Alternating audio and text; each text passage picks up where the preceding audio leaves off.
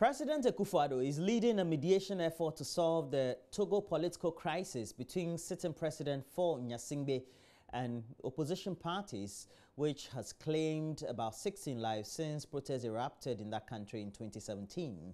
A coalition of some 14 opposition parties are demanding the reintroduction of two-term limits for president, but that has yet to be realized. Presidential correspondent Elton Brobe is in Lome and has brought us this report. This is Lome, Togo, and in some few hours to come, this will be the scene of a major discussions between President Faure Gnassingbé and 14 allied opposition parties. The opposition parties are united in their demands for a presidential term limit to ensure that there is no live president for anyone who aspires to lead this country now or in the future. Now, since August, there's been a series of protests which has claimed 16 lives. The opposition in their protest said that they want President Faure Gnassingbé to enact the necessary constitutional provisions that will make it bind them on those who seek to lead the country to lead on a time basis. That is a 10-year presidential time limit.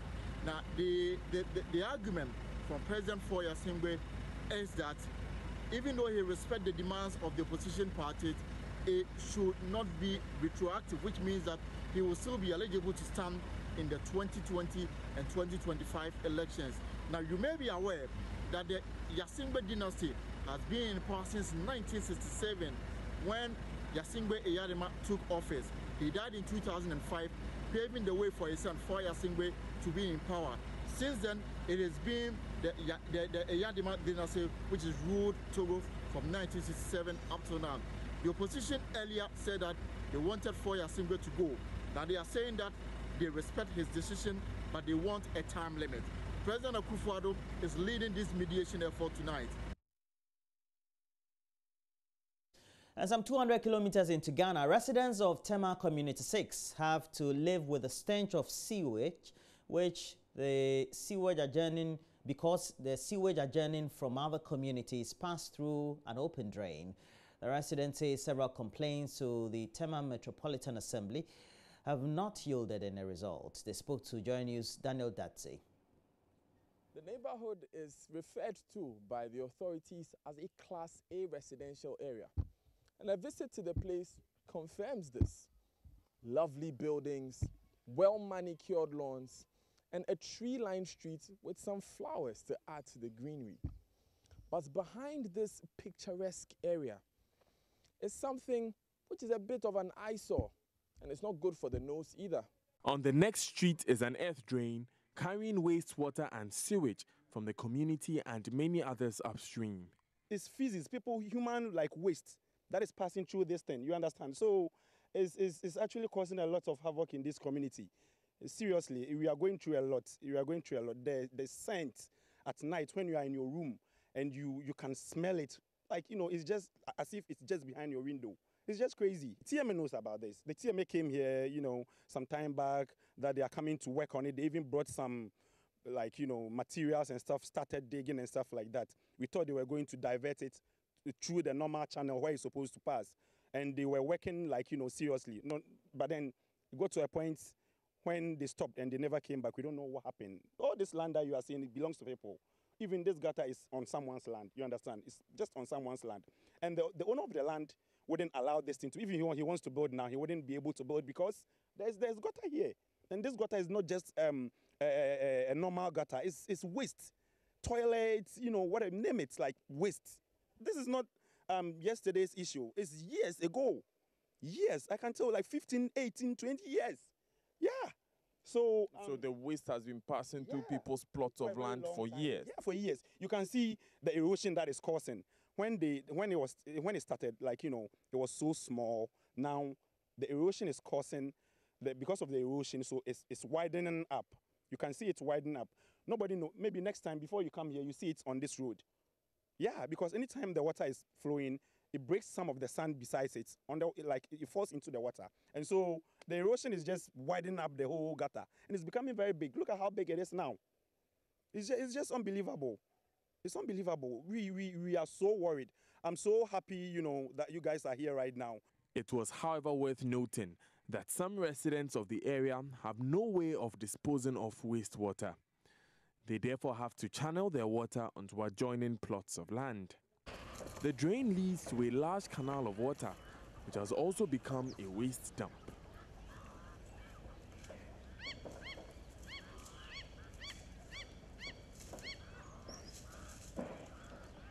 At this point, the water and sewage which flows from the homes you have just seen meets this major earth drain, which then carries the water through Community 3 into the sea. Residents of the area have told JoyNews that they have offered to partner the Tema Metropolitan Assembly to find a more agreeable solution to the issue of transporting waste and sewage water into the sea. They, however, say the assembly authorities have refused to respond to these requests. Daniel Daze, JoyNews, Tema, Community 6. Health experts are calling on government to invest more in maternal health research. Speaking at a symposium in Accra on Friday, the head of obstetrics and gynecology department at the Korle Bu Teaching Hospital, Dr. Ali Samba, said such research is critical to improving maternal health care delivery in Ghana. Ernestina Burial reached this report is now. Symposium brought together health professionals from various health facilities and institutions. Head of obstetrics and gynecology at the Korle Bu Teaching Hospital, Dr. Ali Samba, expressed worry over the lack of funding by government in maternal health research. Research involves collaboration. We don't have the funding. If you look at our teaching hospitals, if you look at our budgets, there is no budget for research. So how do we conduct research when it comes to teaching institutions? Individuals mobilize their own resources to conduct research. But at the end of the day, you are not able to conduct any quality research because a lot of those quality research, you need funding.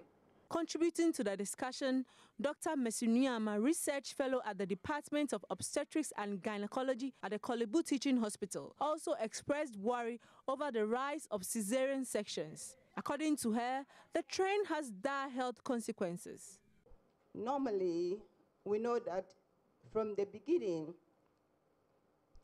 there's a reason for the C-sections, but because people have had one previous C-section, then they go into second C-section, and then because of this, we can see there's adhesion when the woman is open again. The statistics show us that in 2010, we have 35.7, 2011, the C-section rate is increasing, 2012, then 2013, 2014, 2015.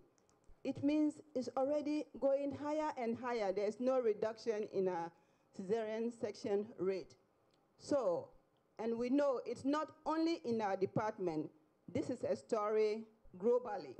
And I believe even in the district hospitals, they have some increase in cesarean section. And we know that cesarean section is associated with short and long complications. Meanwhile, the Netherlands ambassador to Ghana, Ronald Stricker, stressed on the need for governments to concentrate on tax mobilization in order to provide health facilities, especially in the rural areas. He believes this is critical in achieving the president's Ghana Beyond Aid agenda.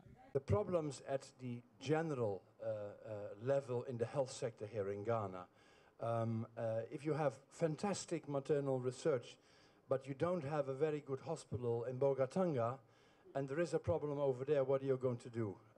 You need high-level hospitals, clinics, doctors everywhere in the country.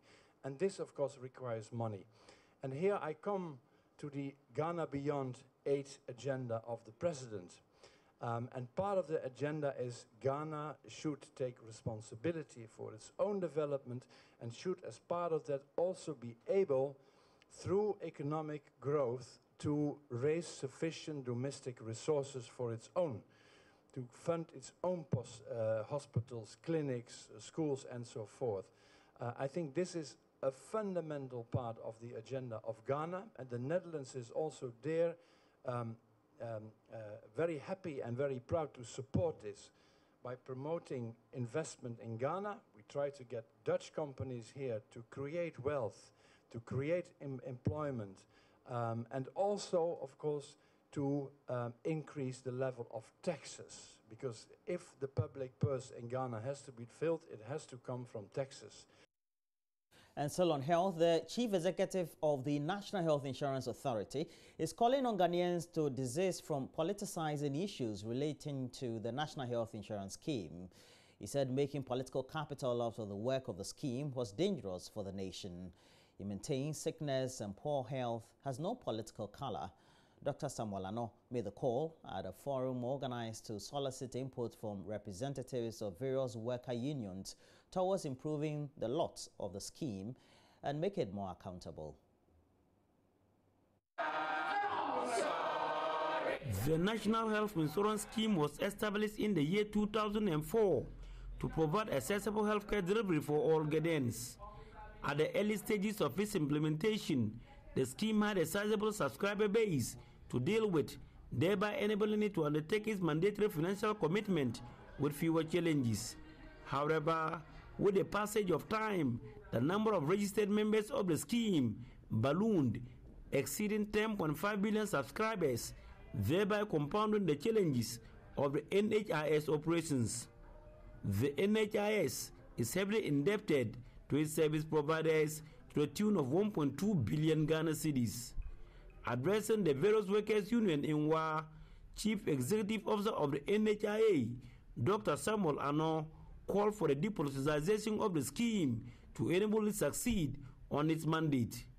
When it comes to our health, and whatever money we put aside to look after our health, this money is not subjected to any political control, subjected to any political manipulation.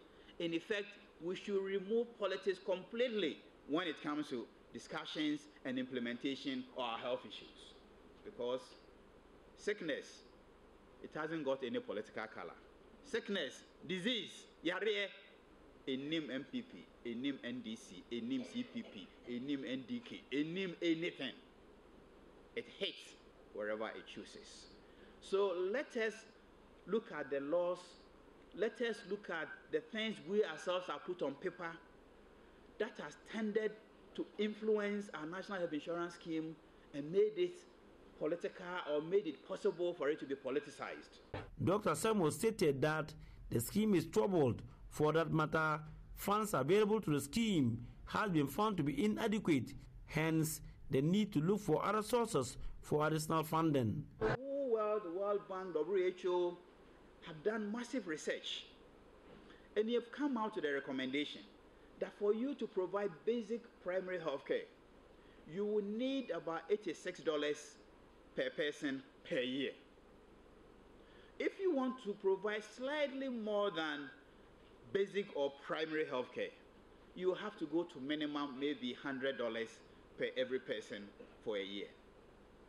Now, instead of the $100 for every person for a year, we have got in a box there $30. So we must understand that from the beginning, the money we have there is not enough. It might do something, but it might not do too much. Reporting for JoyNews, Rafik Salam. Wow.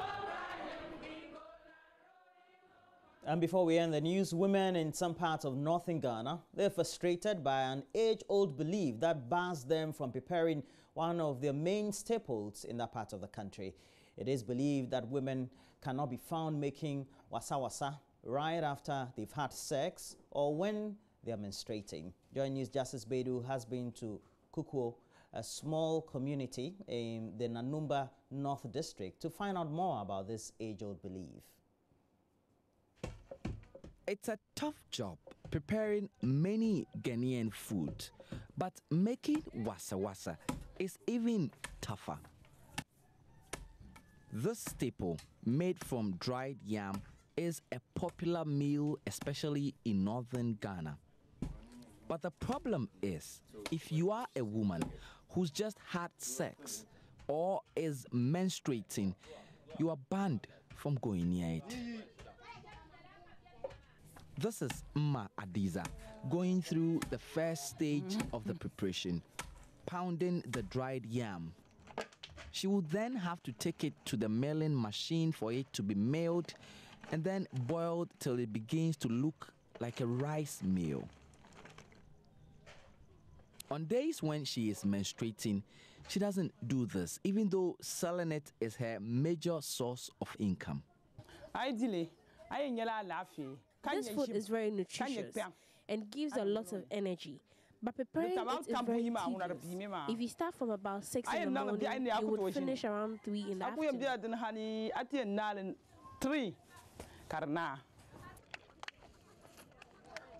Aishetu is only 19 and has been helping her mother prepare and sell wasa since she was a child. She's unable to prepare the food any day she wishes to, or even come to the market to sell it on days she has sex or is menstruating, but says she has been brought up to believe something bad could happen if she does. If you have sex with your husband, you have to take the spiritual bath. But according to otherwise the food won't come out well. That is how the food is. It doesn't like filth.